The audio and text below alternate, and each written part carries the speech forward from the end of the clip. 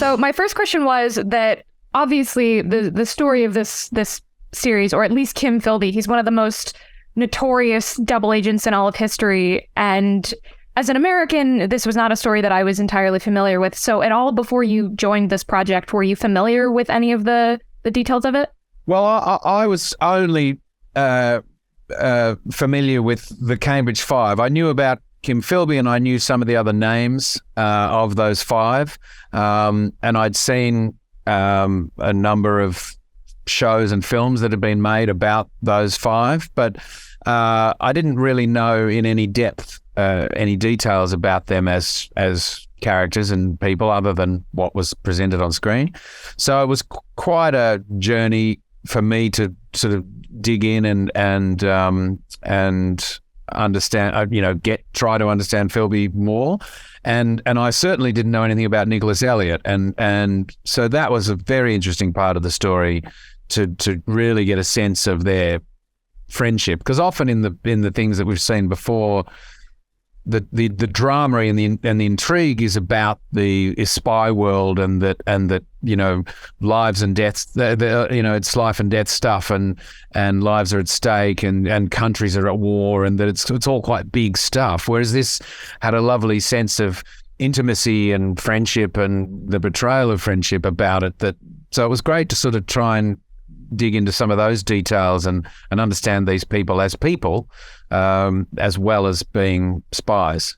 This show is obviously based on a book, and you're playing real people, but in what sense, how much are you able to research and rely on that? And at what point do you kind of just have to stop and say, this is all on me now. The research can only take me so far, especially with something with playing real people who are in MI5 or SAS, where, obviously some of the details aren't going to be publicly available. Yeah, I mean, there comes a point, doesn't there, where you kind of have to put all the homework down and actually then get on your feet and do it.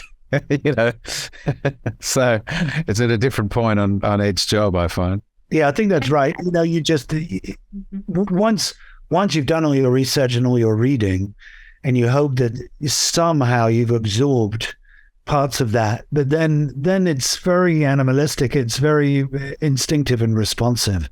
Once you're that up on set, things change all the time. So you got to be ready just to keep moving and changing with everything, whilst having a sort of firm understanding of who your character is.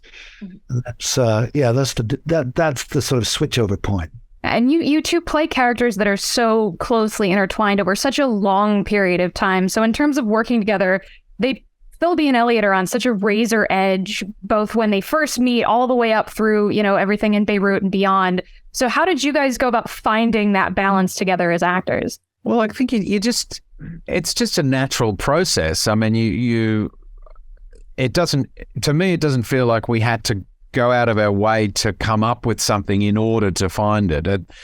So much is there in the script, so much is there in just all the discussions that begin, not just between Damian and I, but obviously with Nick, our director, and with Alex, our writer, and questions come up, and I think, for me, I find I'm then going home each night and kind of imagining this and imagining that, and how I might play this and how I might play that, and we had a little bit of time before we started to sort of get to know each other and just to get to know this piece that we were working on. And I think, Damian and I clicked fairly easily when we met. So it wasn't like we were trying to fit a square peg into a round hole. So that was the experience for me. It evolved quite naturally.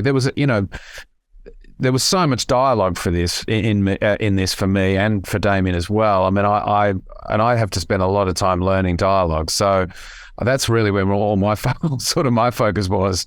And as Damian says, when you're on set together, you're ready for things to change, and I'm also always ready just for the spontaneity of the energy within a scene. For that to just live and breathe it right there and then, and you find lovely, delicate moments that might actually be quite meaningful that you didn't necessarily even imagine when you read the scene 12 times before you'd done it, but it's just suddenly come alive in that moment. So that's what your director's for, and that's what Alex is for, and that's what the pair of us were sort of keeping tabs on as well.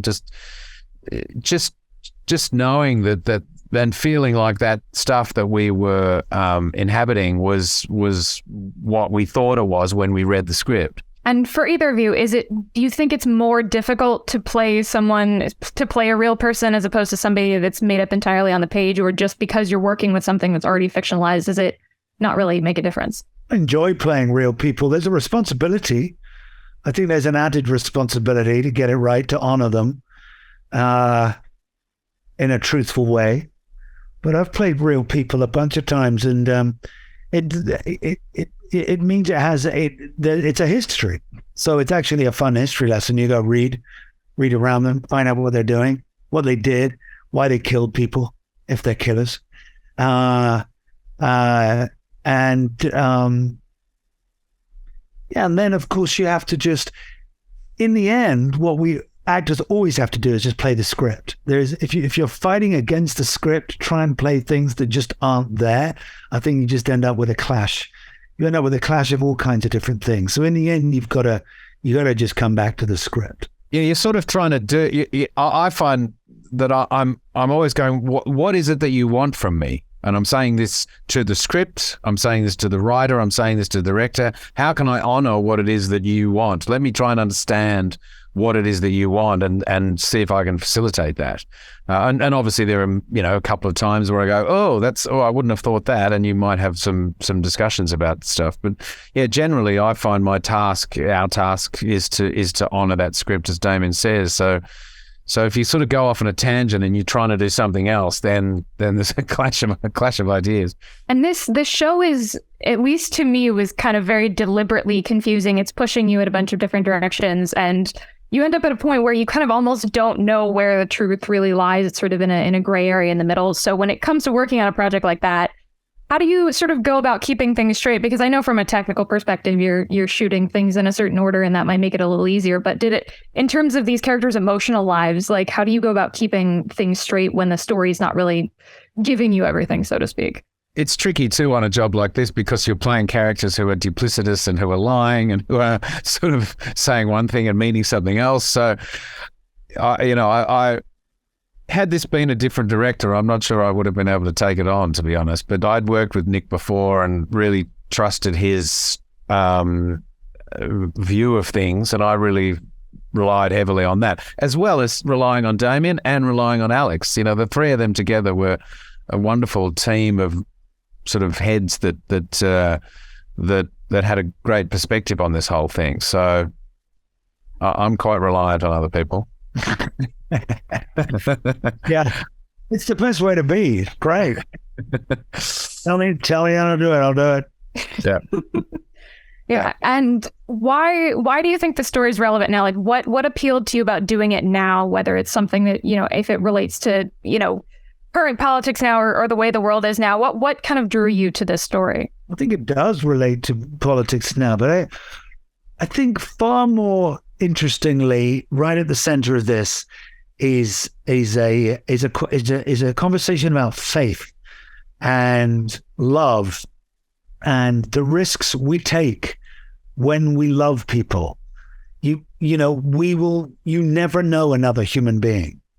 Even in marriage, you'll never fully know another human being. And I think if there's a big betrayal at the end, maybe just in a romantic relationship that you've had, in this case, a 30-year relationship of best friends, I think the damage that it does to people who are betrayed is profound. You ask yourself all kinds of questions about your part in it, your role in it. Did I contribute somehow? How did this happen? And so I think that's what this show is about. And I think it's set in the spy world with a thriller framework, whereas Guy just said, everybody's lying to everybody. Is anything ever as it seems? And so reality is heightened immediately. That's a very exciting place to be as a viewer. It's like, oh God, who's telling the truth? Who's lying? And lives are at stake. And sort of great intimate personal portrayals, but portrayals on a political, geopolitical, global scale are happening at the same time. So everything is already very heightened. And right at the center of that is just this very intimate portrayal. And I think that's why where the show sits in its sweet spot, you know? Just imagine being betrayed or managing to betray everybody for 30 whole years. Incredible when you're seeing them, working with them every day. That's our story. Mm-hmm. Damian, at one point you described Elliott as being kind of like a peacock or a hawk, and I do see a lot of that sort of in him in this show. So, Guy, I had a question for you. If you had to describe Kim Philby with an animal, which one do you think you'd pick? Well, he's got some sort of cat-like quality. Maybe it's a sort of slinky black puma or something like that. I don't know. Yeah, maybe a cat. Mm-hmm. But a really kind of, you know, a really charming one. Trixie. Yeah, not a crazy one. Yeah. So, in total, what do you hope people sort of take away from this story, whether it's, you know, the idea that fact is stranger than fiction or what have you? Well, I think as Damian says, you know, it sort of looks at love and the idea of, you know, the lengths we'll go to protect each other as friends, and then the fragility of that, and how devastating that can be when the friendship is betrayed. So, you know, whether it's what people take away from it, but hopefully it's what people connect to when they watch it, that, you know, that because everybody has friends and everybody has questions about their friends, and everybody has probably been betrayed at some point by their friends, to whatever degree, even on a sort of small scale.